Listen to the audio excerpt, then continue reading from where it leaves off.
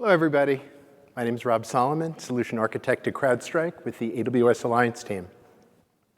Before CrowdStrike, I was a Solution Architect at AWS, helping customers meet their business goals in the cloud. And something that I found is that many customers, even a year or two after they migrated, started building workloads in the cloud, were still trying to solidify their security and operational strategy. So this is a real issue. So today, we're going to talk about the cloud threat landscape, cloud security challenges and risks.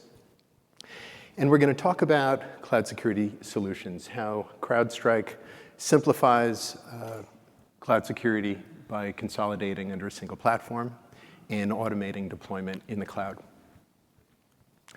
through AWS service integrations that we're going to talk about. And then I'm going to invite Corinne Thibault from Roper to talk about Roper's experience with CrowdStrike. And then we'll talk about some next steps. So just to level set on what is driving all this, why are people taking on the challenges of migrating to the cloud? First and foremost, the cloud relieves operation teams and businesses of having to deal with hardware. Everything, infrastructure, applications, everything is done through code and can be automated. And that automation drives agility. It enables companies to move quicker, to deploy infrastructure in minutes instead of weeks or months. And it allows companies to experiment, to innovate, to release new products and features without having to make a huge upfront investment. So for example, for a company that I worked at before AWS, we primarily worked on-prem, and we had a SaaS offering. And we wanted to release our offering in a country in Europe. And we realized that it would take us north of $500,000 just to build out a data center to start without even knowing if it would be successful. So being able to move quickly, being able to launch infrastructure, being able to scale in response to customer demand, and then to scale back down. These are all major drivers, and that leads to cost effectiveness. So these are the drivers I'm sure you all know. And the reason I start with this is because any solution, any software you adopt in the cloud, it's really a different model. There are different opportunities, and it's important to design solutions that accelerate those goals in the cloud and don't slow you down. So I like to include this slide because this really represents where really the journey that every customer takes. And some customers may start cloud native, many customers may already be on-prem. They start a few experimental projects to see if it's right for them, to see how their workloads will perform in the cloud. If they find it works, then the next step is ideally to build a foundation that will simplify managing multiple accounts and large-scale workloads, because you never know how big things are going to grow. Like ideally, your workloads are going to grow a lot, and you need to be prepared for that from the outset. And then once that foundation's in place, migrating workloads, or again, starting with cloud native, building native on the cloud. And many companies, or most companies, are at multiple stages simultaneously. A company can maybe acquire a subsidiary, and that subsidiary may be more mature, more advanced, or less. And so a security solution, this is what we're here to talk about today, needs to be able to support all of those phases simultaneously. And we'll talk more about that.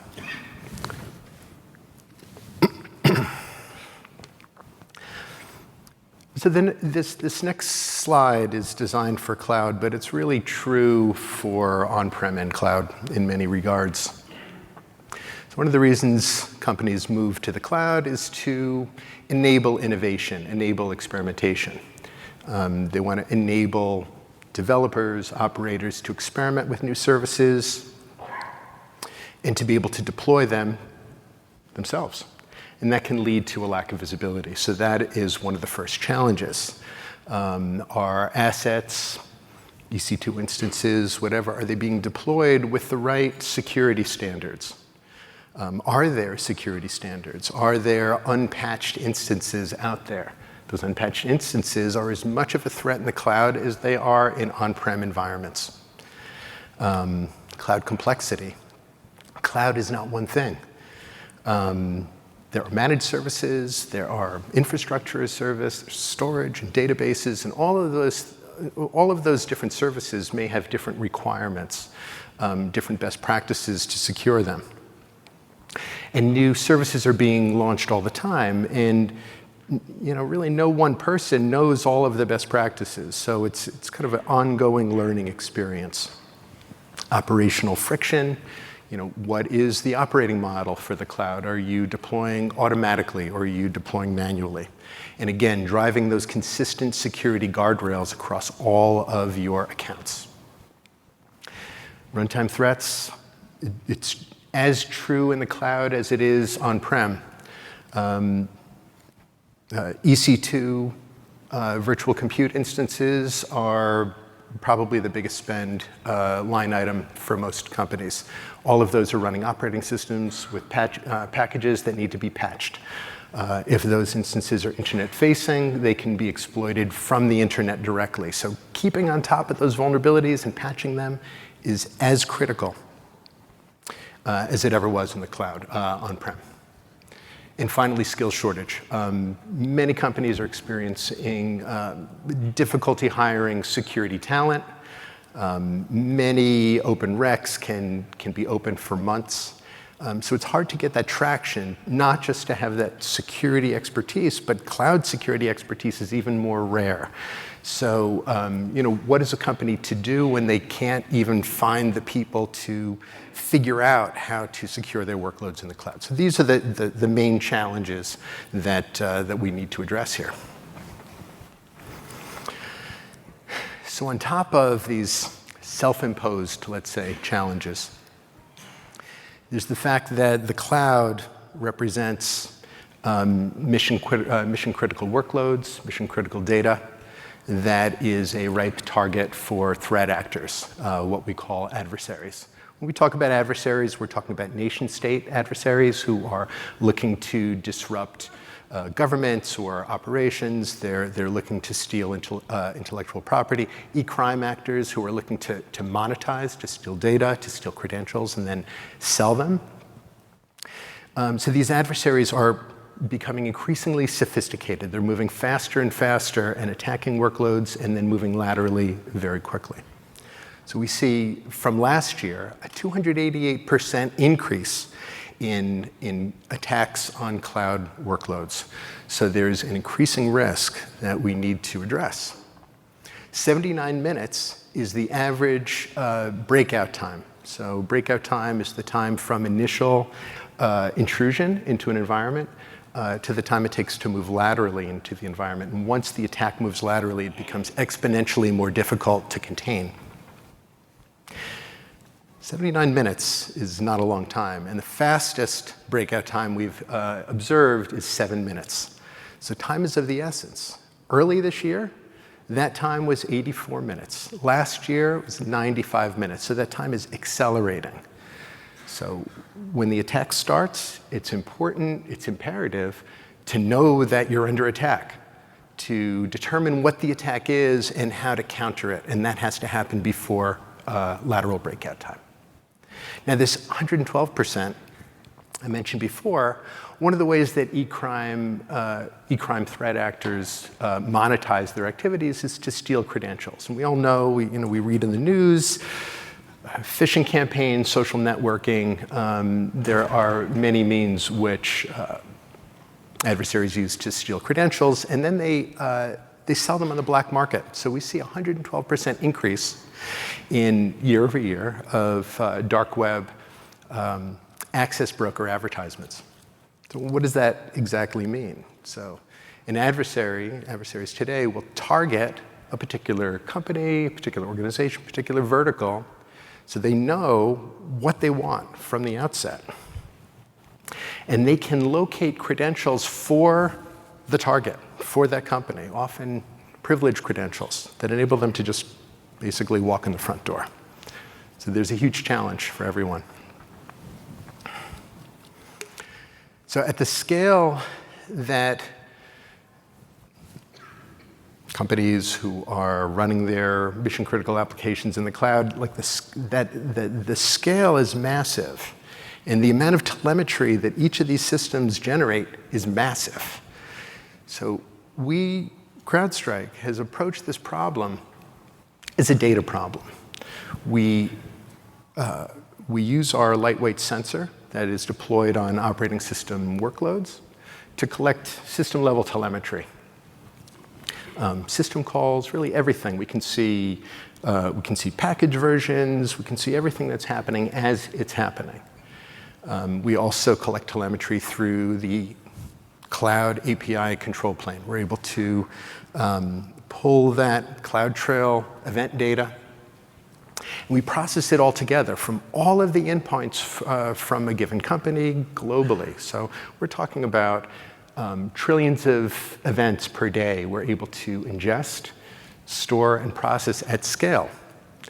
CrowdStrike was built natively on AWS.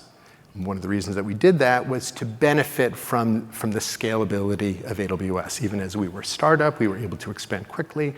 But now that scalability on AWS drives our ability to use our behavioral analytic models, our machine learning models, at scale as that telemetry enters our system, which is located on AWS.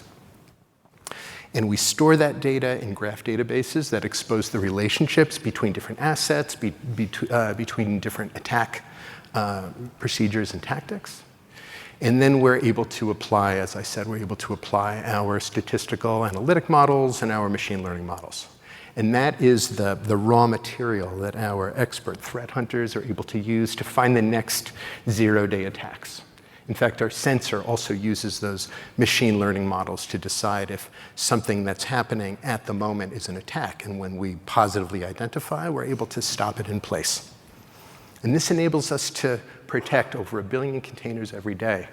We track 200 adversaries. Now, why is that adversary tracking important? As I said, the adversaries have specific goals. They have specific tools, tactics, and procedures that they use, so we're able to anticipate what their next move is going to be, and we're able to counter it proactively. We're able to advise customers on how they can protect against those specific attack chains. And we publish over 200,000 indicators of compromise every day. That's new malware, malicious sites, malicious domains, and different attack-related behaviors.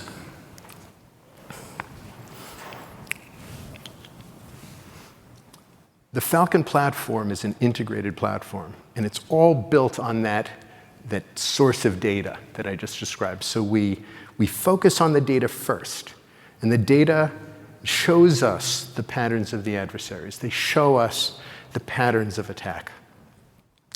All of our products, all of our modules are built on top of that, and customers are able to enable those modules based upon their specific use cases, whether it's protecting endpoints on-prem, protecting cloud workloads, IoT, identity-based attacks, attack surface. All of those things start with that data, that core of data.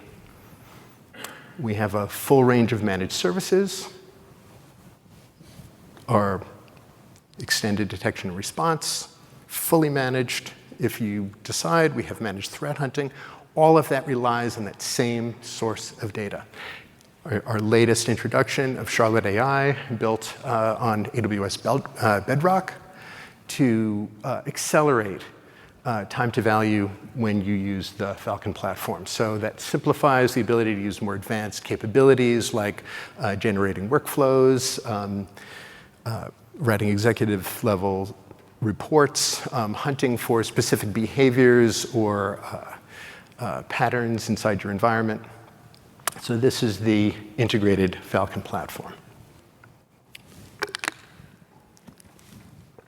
So focusing in on today's topic, Falcon Cloud Security, the Falcon Cloud Security Suite is focused on solving very specific problems that we see in our cloud workloads. So starting with development and cloud chains, supply chain concerns. What are supply chain concerns? Like we all heard about the SolarWinds attack where,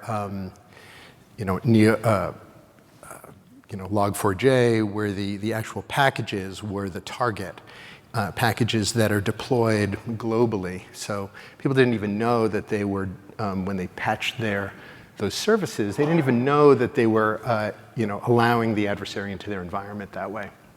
So finding the vulnerabilities before they're released into production. So scanning container images, scanning infrastructure as code is the pre-runtime protection component of Falcon Cloud Security. Runtime security events. So I mentioned before, vulnerabilities, direct attacks, on internet-facing web applications. That accounts for about 20% of attacks on cloud workloads. So if you have a web application that's internet-facing, and you're not managing the vulnerabilities on that, that is a potential target of the attack. So providing that runtime security, being able to deploy the Falcon sensor at scale in response to events like automatically deploying a new EC2 instance from an autoscaling group, or automatically deploying in a containerized environment. We'll talk about that in a minute. These are critical to be able to cover your entire environment with runtime protection.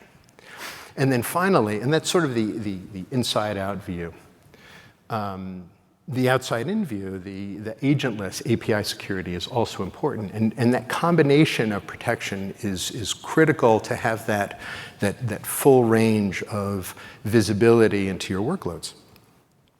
So the agentless component really unlocks a lot of really important capabilities. So on AWS, sometimes people say that identity is the new attack surface. So every service in AWS is associated with a set of roles and policies that enable what it's able to do.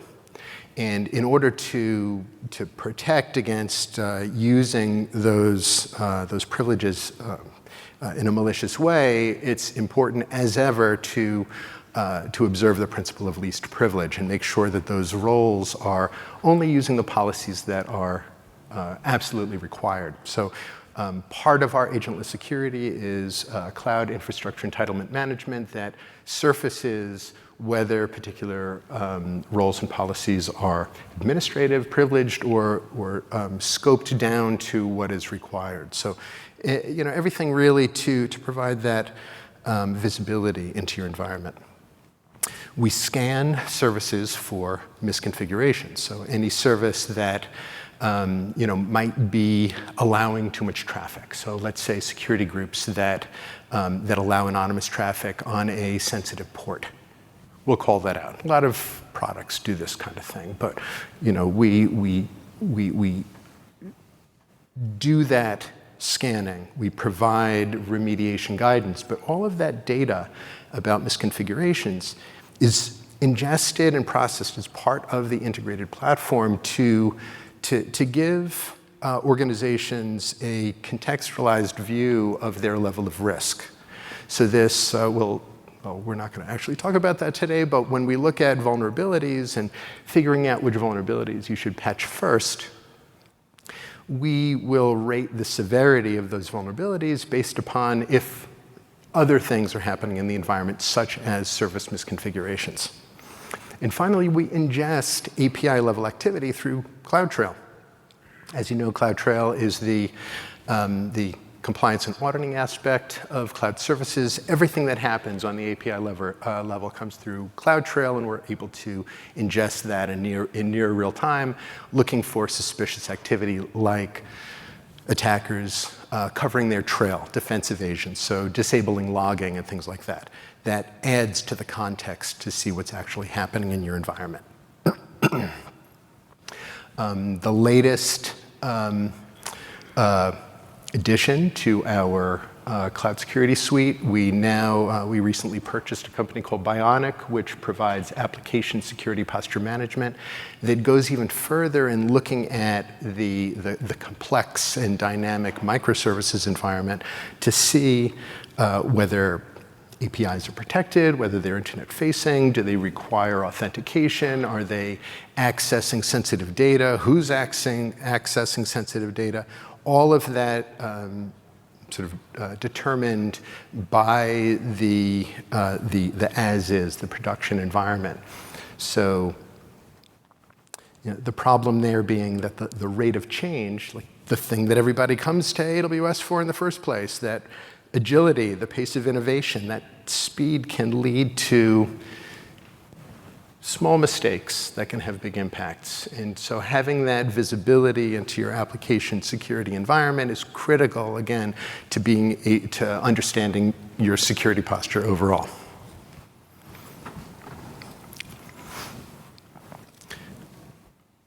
CrowdStrike was built on AWS.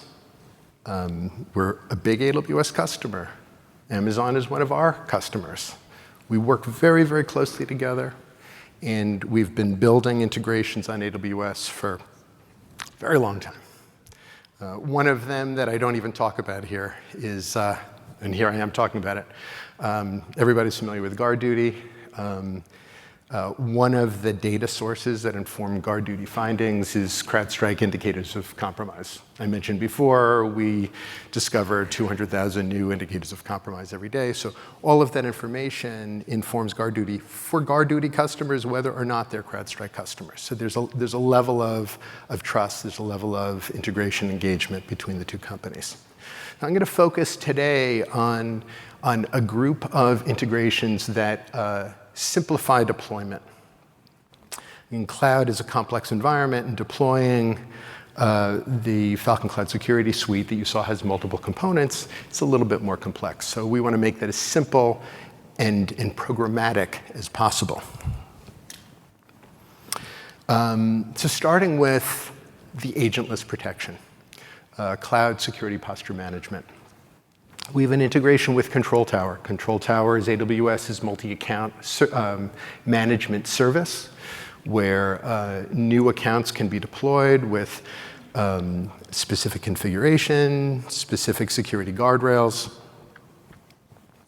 And with this integration, every new account that's deployed is automatically, transparently registered with the Falcon,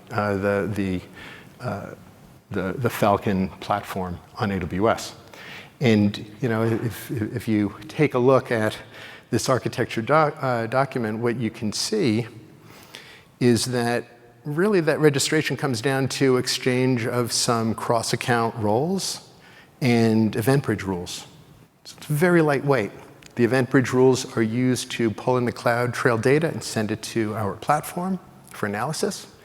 And the cross-account roles enable us to scan the customer environment. So again, very low footprint in your environment.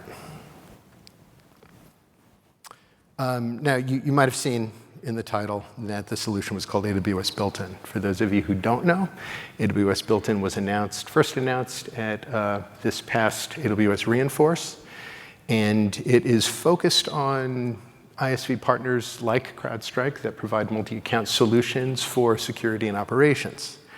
The goal is to establish a solid cloud foundation. As I mentioned, many customers continue to struggle with building that out. So AWS recognizes that building out that foundation from the outset and making it really easy is critical for customers to be successful. The focus is on improving security posture and operational efficiency. That stuff needs to be lightweight. Focus on business outcomes, not managing infrastructure and security. Automating the installation process is a critical component of that. And that's all really toward the goal of accelerating time to value, because after all, that's why people migrate in the first place. And finally, the AWS competency and AWS built-in deployment templates, they go through a separate and stringent security review process to make sure that not just the ISV products like CrowdStrike, but also the AWS services that are also deployed in tandem are all deployed according to security best practices. So you know that if you're deploying an AWS built-in template in general, that it has gone through that review process and that it's going to be safe to deploy. So another part of our AWS built-in template that's available on Marketplace, it's staged in an AWS managed GitHub repository, is the automatic deployment of the sensor on EC2 instances. Customers can have thousands of EC2 instances across multiple regions, and those EC2 instances are frequently deployed in response to high CPU or other environmental triggers, high utilization. And for each new EC2 instance that's deployed, our SSM distributor package can be applied transparently without any additional intervention. So we have published an SSM distributor package in all commercial regions.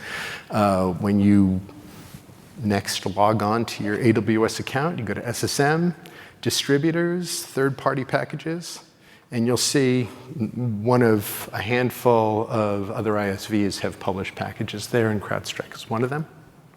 We also have a Falcon automation doc for simplifying the building of state manager associations, again, to keep all of your EC2 instances protected. And the way that it works is once you set up that automation, when EC2 instances are deployed in response to these triggers, it invokes the SSM doc, which calls out to the Falcon platform, finds the customer identifier so that all of the data that's collected is correlated and aggregated under that one customer environment. And it starts the package installation, and you're rolling. If you scale back down, again, manually, automatically, if you scale back down, you terminate that instance. It also invokes the automation doc, which goes and hides the EC2 instance from the console so that it no longer uses Falcon license capacity. Again, all transparent and automated. After we built that capability, after we delivered the published SSM distributor, we built another feature within our console to be able to remediate unmanaged EC2 instances that we found through our cloud security posture management. Many security teams don't actually have access to the AWS environment. So the ability for security teams to be able to mitigate those problems when they find them is what we're delivering here. For workloads that might be on-prem, might not be able to use SSM, we have a Ansible package to simplify that deployment. As I mentioned before, we have container integrations. I've heard a lot of people talk about, hey, you can't do runtime security on containers. Like, you'd have to, deploy a package into every container image, and that can be take up a lot of resources, and we don't want to do that. Last thing we want to do is slow down DevOps teams, believe me.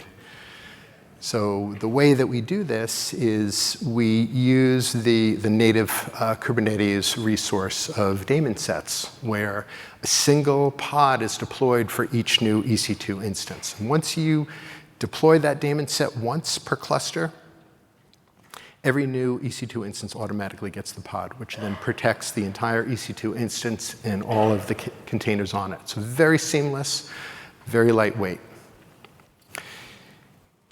In the case of Fargate, where you can't use daemon sets because you don't have host access, we use a sidecar injector for Fargate that only protects that particular container. Again, the benefits here, it uses the native Kubernetes tooling and resources that Kubernetes operations teams are already familiar with. It provides that container runtime protection. Now, if you think that containers don't need to be protected because they're ephemeral, if they're there for what was the number, 70, 79 minutes? If they're there for that long, that's as long as it takes. And then finally, a best practice in running containers is making those containers immutable so that once they're deployed, you don't download additional packages, you don't add other components or change them in any way. And so we are monitoring those containers for drift, which could be an indicator of an intrusion into the container. And we have a policy engine in the background that you can select whether to log, alert, or block containers that are experiencing drift or vulnerabilities are discovered in those packages subsequently after deployment, things like that.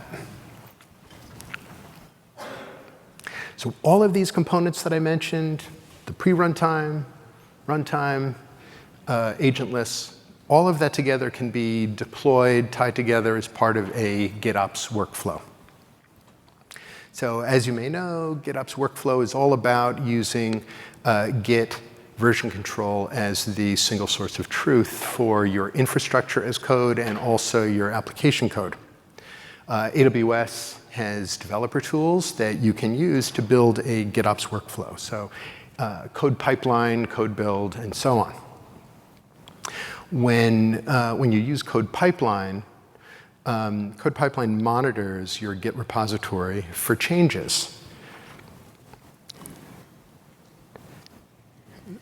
Before deploying services, before you even start deploying workloads in your account, you can register the account, as I said, with Agentless Protection. And you can also configure your CI/CD pipeline to do that pre-runtime scanning. So let's say you build a new CloudFormation template, Terraform, and so on, and you check that into your Git repository. Code pipeline picks that up and triggers a code build job, which can initiate an infrastructure as code template scan. Any misconfigurations that are picked up can be sent back in a report, could be used to fail the build job, send the information back to the developer for improvements. If it passes, it will continue to the next stop in the CI/CD pipeline, which, let's say in this case, is building actual infrastructure. As soon as the infrastructure is deployed, because the account has already been registered with the platform, it immediately starts scanning those services for misconfigurations. So even though it's been scanned, it's background scanning all the time.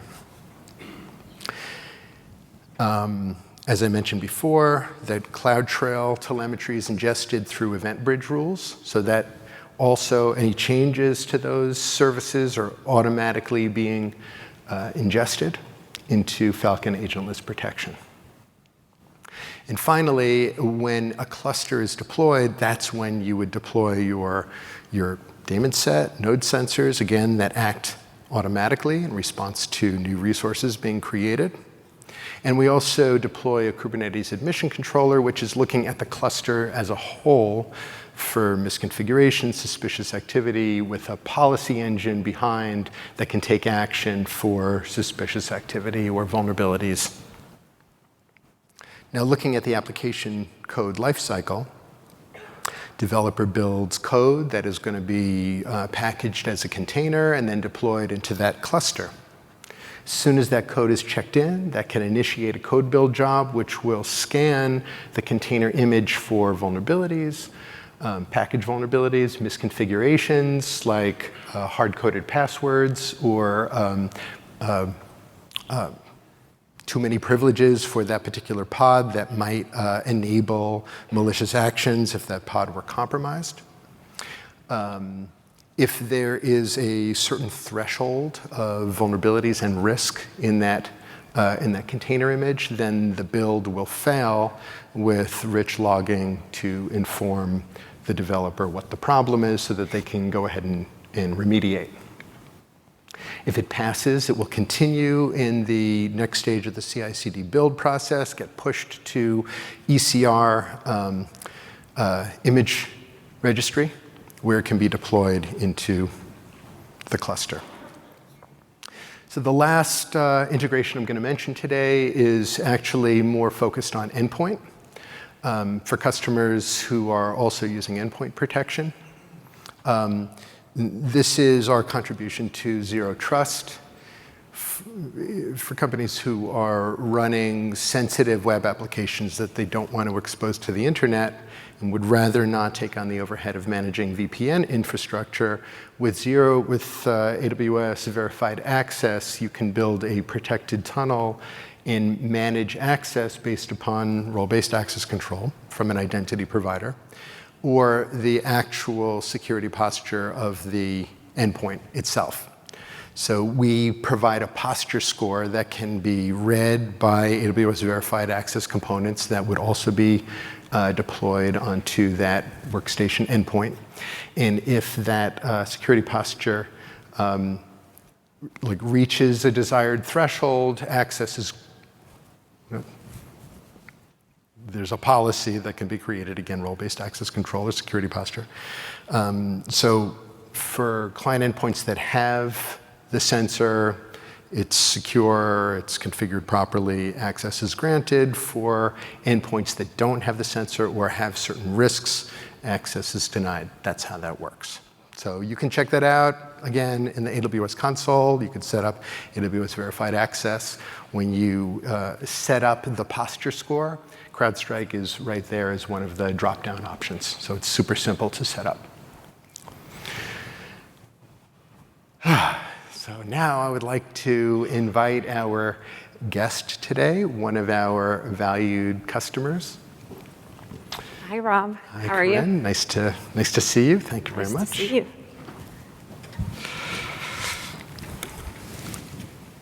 So I appreciate the chance to be with you here today. So I'm Corinne. I am the VP of Cybersecurity for Roper Technologies. So what Roper does is that we operate leading businesses who make software and technology solutions in niche market. So we manage currently 28 companies and counting. We're constantly doing acquisition activities. So what's unique about our businesses is that we're kind of doing different things across the board, right? So each of our companies are kind of doing slightly different type of software solutions. The market that they operate in is vastly different from one another. So it's definitely an interesting, solution to manage across the board. So Corinne, what do you do at Roper? Yeah, so I'm the VP of Cybersecurity. But I also manage the cloud relationships and IT as well. So I often joke if it can be turned on or off, I'm probably managing it. So it's keeping me pretty busy. So we've seen a number of very high-profile attacks in the news recently, some ransomware attacks and so on. And I wonder how your awareness of that environment has driven some of your strategic decisions at Roper. Well, definitely, we're keeping in touch with what's happening out there, right, to our businesses, so the 28 businesses that we have. We are keeping track of what's happening in the industry. Of course, ransomware has been a huge topic of conversation for a few years now. So what's interesting about Roper and kind of overseeing cybersecurity is that we are managing 28 unique businesses that have their own management teams, their own technology stack. So when we're talking about solving for cybersecurity, we're solving it 28 different times in a slightly different approach for each business, right? Because they're so different from one another, they have different needs. So as we prepared to protect against ransomware, this was about 4 years ago, we really invested significantly in protecting ourselves because we could see from the news on everyone else's attack that this could be quite destructive to, Roper. So you just hinted at this. You have 28 different businesses. Your strategy is largely they run independently. They Yes. can manage their own infrastructure, but not security. not security. Can you talk about that transition and how difficult it was to actually change that policy, and how the reception has been across those companies and those outcomes? Yeah, of course. So, I've been with Roper for almost 17 years. We started security from a compliance perspective, so I used to oversee our IT and security compliance department.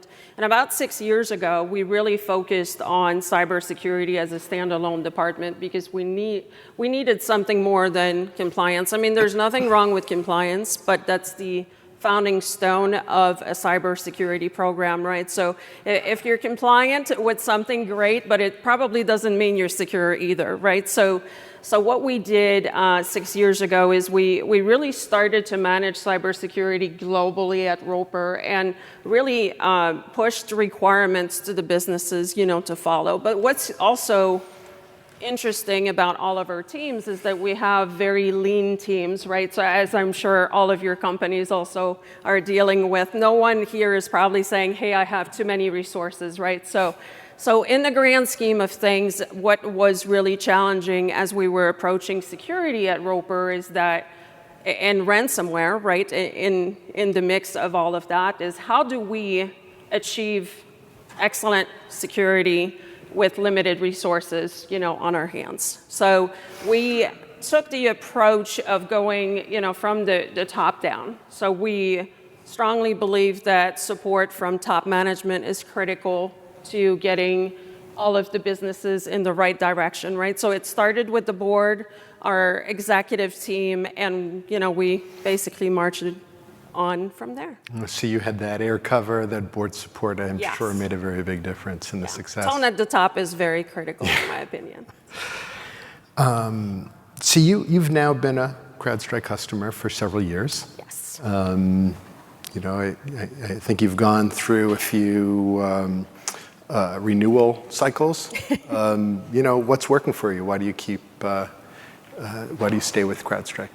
Yeah.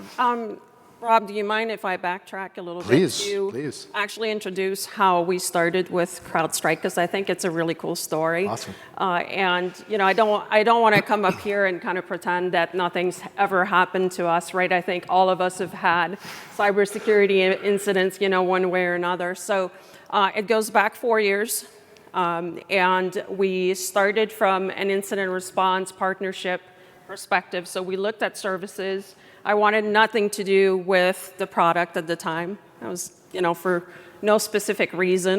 We didn't do anything centralized at Roper, right? So different tech stack, different management teams that are deciding what they're going to do with their cybersecurity strategy. So we weren't going to push a single solution across all of Roper. That was never, ever something we were going to do. Well, fast forward about 3 months, and we had an unfortunate cyber event, and we were fortunate in the sense that we weren't drastically impacted, but it really shed some light as to what might have been.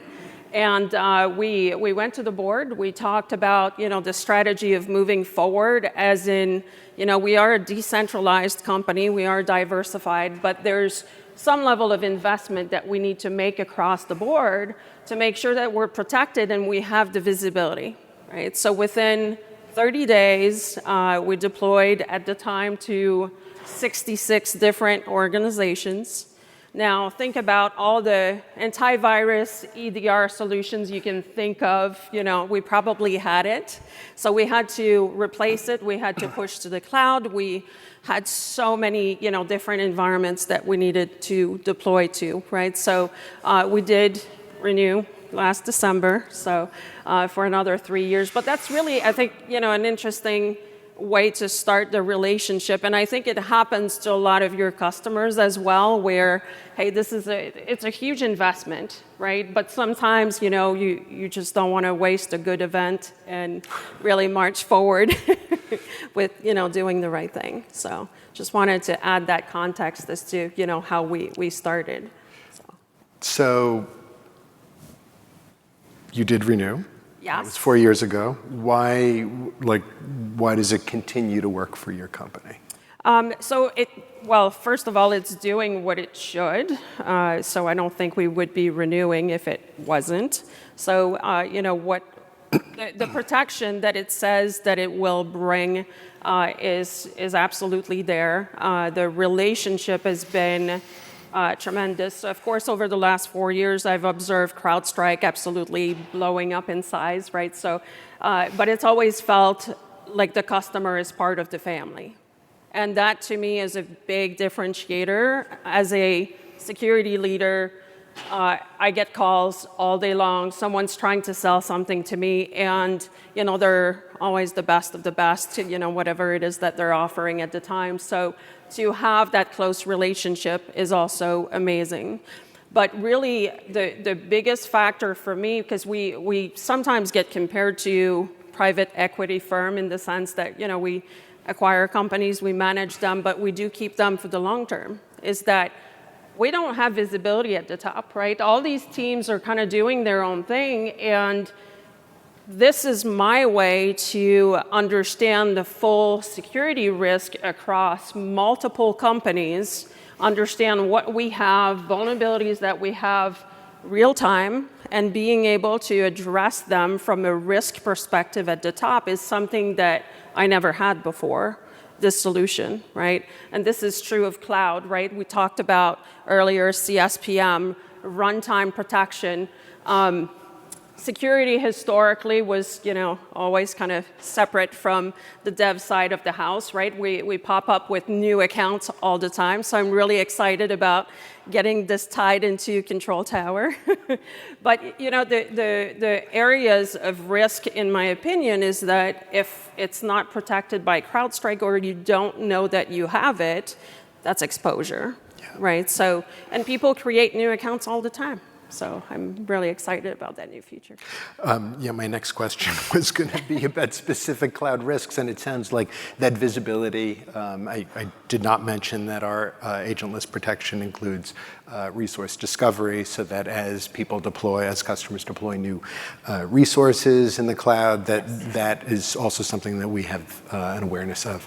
So that's great. Are there any other cloud challenges that you've come across, or is that? The visibility has been the main one, but also our businesses in, again, the software industry, they're increasingly moving to the clouds. I mean, some are already cloud native, right? But in the end, is that transition from on-prem to cloud is different.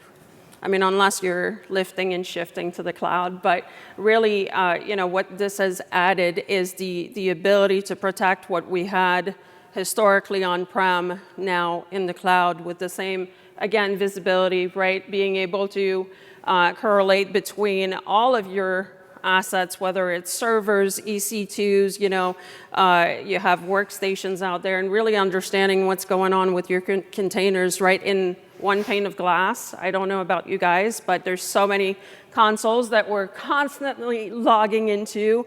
That's been fantastic for me, just being able to go to one place and seeing all my security concerns, all my misconfigurations, in one place.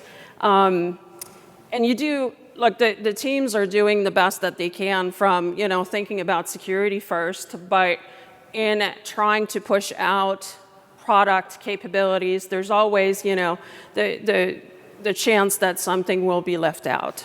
So this, again, great visibility. Yeah, we're seeing, on average, customers consolidating from like 6 separate dashboards to one when they move to CrowdStrike. And I think that consolidation challenge, I think, CISOs and, IT leaders seeing that it's not just the cost of the software, but that total cost of ownership and that level of effort, that administrative effort, keeping it up to date and just correlating all of the data from all of those different silo tools. I think people have gotten savvy to that problem. Yeah, I think the speed of reaction as well. I touched on the fact that we have lean teams. We don't have in-house 24/7 SOCs that are capable of answering, to these emergencies. And to us, it's really a reallocation of resources, right? Let CrowdStrike do what they do best so that we can use our resources on something that is far more important to us, right? So let them do the level 1, 2, 3 triage and then step in to really look more at the root cause of why is this happening, right, as part of that attack. We talked about the 79 minutes, right? But there's different stages of an attack between entry point and exfiltration. There's a lot of things that go on. So I think the focus is really, for us, instead of chasing alerts and logs, is that we focus on how can we get better at stopping the attack earlier, focusing on addressing the root cause. That's a far better investment of our time. Do you have any stories or anecdotes, about how you or any of your companies worked with CrowdStrike, or how we have helped protect and respond to any particular attacks or anything like that? Yes. So I pointed out how we deployed earlier. One thing that I didn't mention as part of that deployment is that, again, we had solutions across the board. Of course, we were protected in some way. But as we deployed to 66 different organizations, is that we found in-flight attacks that the other solutions had not identified, which was quite scary, right? Because we were still investing quite a lot into these other solutions. So it was really eye-opening, for sure. And to this day, it's served us well. So we do stop things all the time. Yeah, no, that's a story that we hear sometimes. Thank you. Of course. Any other stories you'd like to share? No, I think, okay. Yeah. Thank you, Corinne. Of course. Yeah. So we have a couple more slides, so just some of the key takeaways from today's discussion.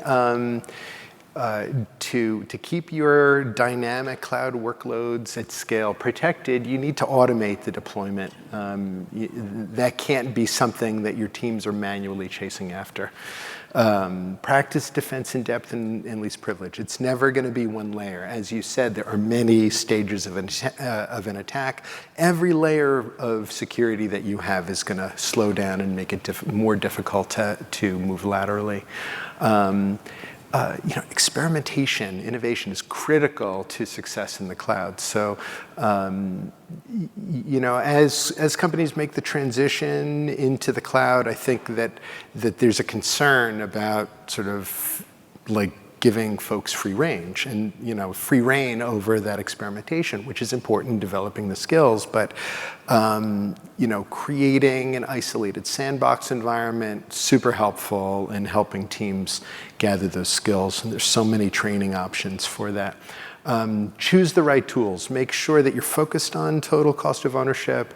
The cost of the software is really just the first consideration, but really the end result and the level of effort is critical. And using managed services. So, when I was talking before about the skills gap, there were a number of people in the audience that were nodding their head at the time. It is a huge challenge. And, like I said, we have managed services.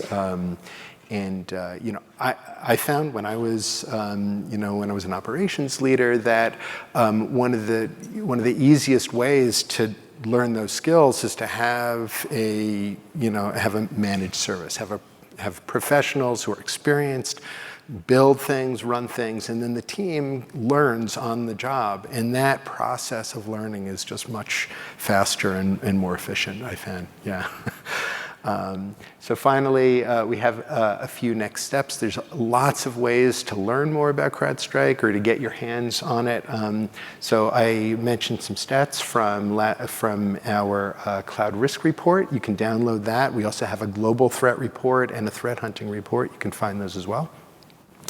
We have a cloud security challenge that is a joint offer with AWS. So for customers who want to try out Falcon Cloud Security, whether you're a new CrowdStrike or existing CrowdStrike customer, We'll give you $1,000 of AWS service credits just for us to deploy Cloud Security Posture Management and give you a summary report on your level of risk. Super easy, very lightweight. You can sign up right here with QR code. And if you want to try out some of the different features, some of the different product modules, we have a hands-on lab every Wednesday. So you can use this to find the schedule of our labs that cover pretty much the whole range of our product portfolio, so you can try them out. We have a few more minutes. Before I say this, because I always forget, don't forget to complete your session survey, please.